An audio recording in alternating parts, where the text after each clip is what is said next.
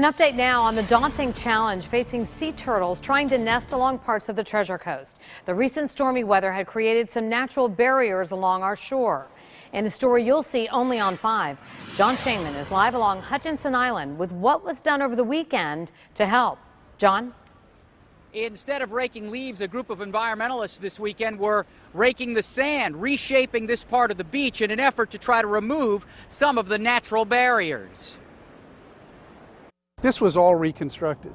St. Lucie County Coastal Management Director Jim David looks over parts of the recently completed South Beach Renourishment Project. Stormy weather last month sent a lot of the sand just offshore, where it's slowly returning.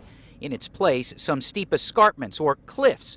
An annoyance perhaps for beachgoers, a bigger challenge for sea turtles. It's heartbreaking. A few weeks ago, a viewer sent us this video of exposed sea turtle eggs.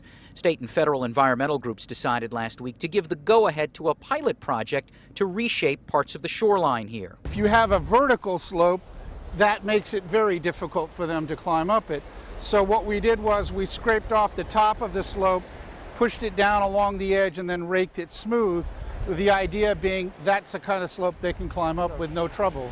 To be sure, there are still some sharp drop-offs along the coastline, but every day agents walk up and down the sand looking for sea turtles. And in fact, you might be asking, well, why is this nest so precariously placed?